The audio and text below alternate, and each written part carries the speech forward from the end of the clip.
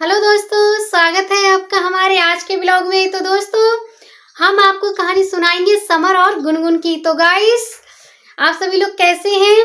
आशा करते हैं स्वस्थ होंगे, तंदुरुस्त होंगे, एकदम बिंदास होंगे। तो दोस्तों, हमने जो 2-4 दिन ब्लॉग नहीं डाला है तो उसके लिए हम क्षमा चाहते हैं और यूट्यूब भाई से भी क्षमा चाहते हैं, क्योंकि हमारे घर में थोड़ा प्रॉब्लम हो गया था दोस्तों। जो हमारी माँ मतलब सासू माँ हैं, तो हम उनसे मम्मी जी नहीं बोलते, खाली माँ बोलते हैं। तो दोस्तों, उनको थोड़ा प्रॉब्लम हो गया था तो हम बाहर गए थे 2-4 दिनों के लिए। पूरा ही उनको मशीन में डाला गया था, लेकिन उनके कुछ भी नहीं आया है दोस्तों। तो उनको 15 दिन की दवाई दी है। हम गए थे मुरादाबाद। तो गाइस, वहाँ रिलेशन में 1-2 दिन रुक गए और आ गए घर पे। बस इतना ही। तो गाइस, हम चलते हैं वीडियो में। तो दोस्तों, फिलहाल अभी तो हमारी मम्मी ठीक हैं और आगे का तो बाकी ऊपर वाले के हाथ में है। तो दोस्तों, बस आइए चलते हैं कहानी की ओर। तो जो हमारे समर की कहानी जो स्किप हो गई है, तो हम आपको अपनी रंजीत और उर्मिला ब्लॉग में बताएंगे, लेकिन जो हमारे चैनल उर्मिला ब्लॉग में है वो हम आपको आज के ही एपिसोड दिखाएंगे, प्रेजेंट टाइम का। तो दोस्तों, हमारे जो कहानी में समर और गुनगुन है, तो आज समर के यहाँ गुनगुन के पापा आए हैं। जब उनको खबर मिली कि मेरी बेटी इस सिचुएशन में है, तो दोस्तों उसके पापा का कॉल आया है। तो गुनगुन ये सोच रही है कि आखिर मैं कैसे क्या करूं कि मेरे पापा रुक जाएं, आए ना यहाँ पे। तो उसकी समझ बिल्कुल ही नहीं आ रहा है। तो वो अपने सर को पकड़ के बैठ जाती है। तब उसको आइडिया झट से आता है। तो दोस्तों, जैसे ही उसके दिमाग में झट से आइडिया आता है, तो गाइस वो समर को कहती है, समर उठो, समर उठो, कब तक सोओगे, पापा आने वाले हैं। तो वो झट से उठ जाता है। तो कहता है, पापा आने वाले हैं, उनको किसने बुलाया है? तो वो कहते हैं, बुलाया नहीं, उन्होंने खुद कॉल किया है समर, पापा खुद आ रहे हैं हमसे मिलने। तो वो कहता है, अरे यार गुनगुन, तुम कैसे भी करके पापा को रोक दो ना। तो वो कहती है, मैं कैसे रोकूं, मैंने पापा को बहुत हर प्रकार से समझाने की कोशिश की है। तुम्हें क्या मैं बताऊं कि मैं नहीं जानती कि पापा के यहाँ आने से क्या हो सकता है क्या नहीं। तो वो कहता है, भैया बवाल खड़ा कर देंगे वो, बवाल खड़ा होने से पहले तुम ऐसा करो कि पापा जी से बाहर जाके मिल लो, सबसे ज्यादा बढ़िया बेस्ट आइडिया रहेगा तुम्हारे लिए भी और मेरे लिए भी। तो वो कहती, बात तो ठीक है, लेकिन पापा माने तब ना। ऐसा करो, तुम पापा से कोशिश करो बात करने की। वो कहता है, भैया मैं नहीं करूंगा तुम्हारे पापा से बात, मेरी तो इतनी बस की नहीं है मैं तुम्हारे पापा से बात कर सकूं। मेरा तो काफी वैसे ही काफी उनसे हो गया था। तो दोस्तों, गुनगुन इतना कहती है, तब उन दोनों की बातचीत होती 10-15 मिनट में। इतने में ही उसके पापा मतलब गुनगुन बात करती है समर से, इतने में समर जाता है, अच्छा मैं कुछ सोचता हूँ। तब तक वो जाता है पानी उनी पीने। इतने में ही गुनगुन सोच ही रही होती है, सर पकड़ के बैठी होती है कुर्सी पर। तभी उसके पापा पधार जाते हैं। तो गाइस, वो कहती है, नमस्ते पापा जी। वो कहते हैं, हाँ बेटा ठीक है, हाँ मैं ठीक हूँ। तो वो कहती कि पापा सुनाओ कैसा क्या है। वो कहते हैं, मैं सुनाऊं कि तू सुनाएगी गुनगुन, तेरी तो जिंदगी इस लड़की ने बर्बाद कर रखी है। तो इसके चक्कर में कैसे फंस गई। लोगों का मैंने देखा है कितना कुछ हो जाता है, लेकिन भाई तू समझ क्यों नहीं रही है, ये तेरे साथ खेल रहा है, खिलवाड़ कर रहा है। तू कब तक नादान बन के रहेगी। देख, तुझे पता नहीं है मैं तेरा पिता हूँ, तेरा पापा हूँ, कितनी बुरी हालत होगी मेरी, मैं रात दिन चैन से नहीं सो पा रहा हूँ। तो कैसी मेरी बेटी निकली कि तुझे समझी नहीं है। तो इतनी पढ़ी लिखी होकर बेवकूफ क्यों बन गई। और फिर तीसरा बंदा वो, तूने उसकी भी जिंदगी इस लफड़े में फंसा के रखी है। अरे भाई, जब तुम दोनों के दिल ऐसे थे एक हो जाने वाले, तो अलग ही क्यों हुए। लोगों का होता है 6-6 महीने 6-6 साल दूर हो जाते हैं, फिर भी एक हो जाते हैं। बट क्या बोलते हैं, एक शब्द सॉरी, सॉरी होकर बस हो जाता है। तुमने तो ऐसा कुछ भी एक दूसरे को बोला ही नहीं। तेरी शादी वहां हो गई, वहां से आके फिर यहाँ रहने लगी। एक दूसरे को देखकर तुम्हारे दिलों में प्यार उमड़ने लगा है। तुमने उसको भी अभी तक छुट्टी ना दी है। अब बताओ बेटा, तुम क्या करोगी, कैसे क्या करोगी। अरे भाई, वो कहती, पापा समर की कोई गलती नहीं है। कहती, बेटा तूने अभी दुनिया नहीं देखी है। उसके पापा बोलते हैं कि बेटा तूने अभी दुनिया नहीं देखी है, ये दुनिया कैसी है कैसी ना है। तू ये समझ कि तू अपने रिश्तेदारों में क्या कहेगी, अपने दोस्तों में क्या कहेगी। हमारी तो जिंदगी जिंदगी ही नहीं, सारी खराब बर्बाद हो गई। हमारी मेहनत, तुम्हें पढ़ाया लिखाया, सब कुछ मिट्टी में मिल गया। बेटा मैं क्या अपने शब्दों में कहूँ कि तुझे पता ही नहीं कि क्या हो गया है मुझे।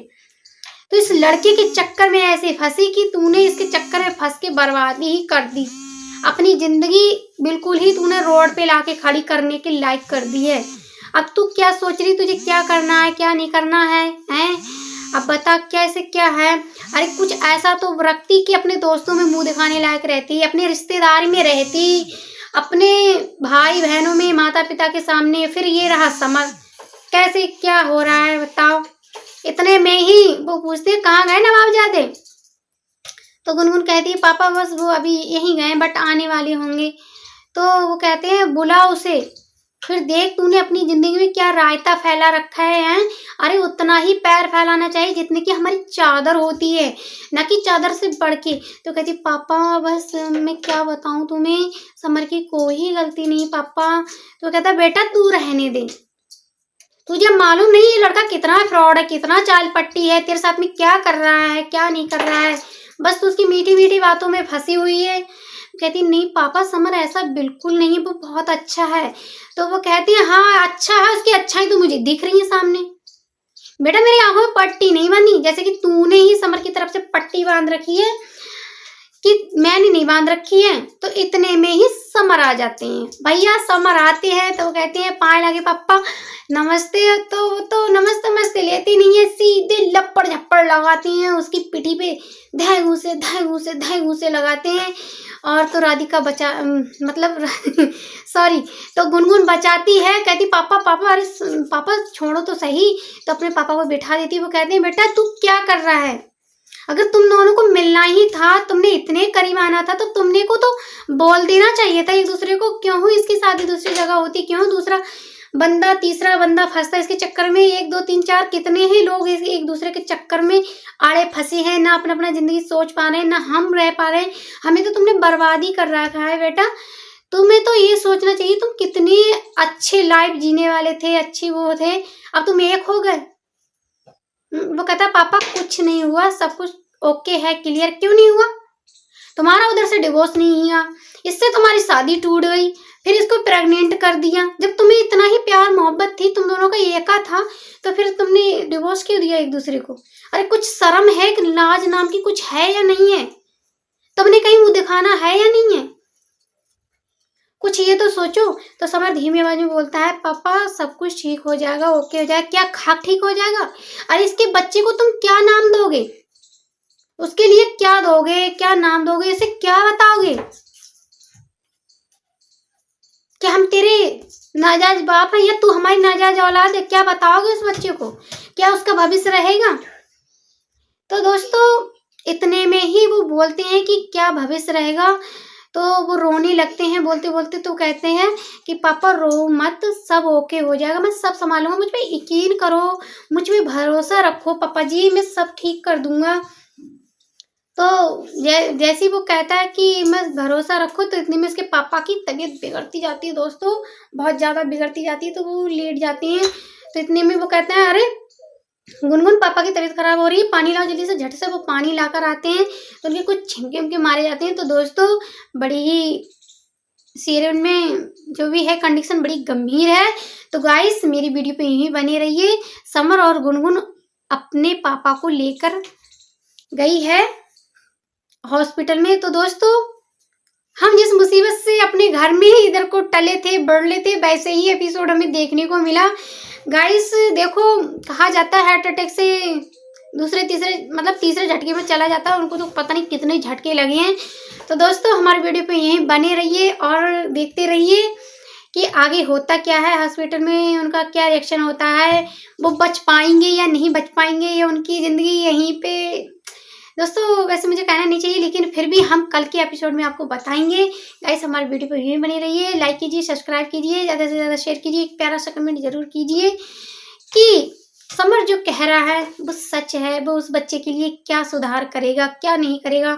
जिस इंसान ने आज तक अपनी ज़िंदगी का सुधार नहीं किया, बच्चा होने वाला कुछ समय के बाद, तो वो बच्चे के लिए क्या कर सकता है क्या नहीं, क्योंकि ये सब कुछ इंसान के हाथ में है और उससे भी बढ़कर है भगवान। क्योंकि हमें कोई भी छोटा बड़ा कदम उठाना चाहिए तो भगवान के सामने, अपने सामने भगवान को रखना चाहिए और उसके बाद ही सारे कार्य करने चाहिए। तो दोस्तों हमारे वीडियो को देखने के लिए धन्यवाद। मिलते हैं नेक्स्ट व्लॉग में, तब तक के लिए टाटा बाय बाय।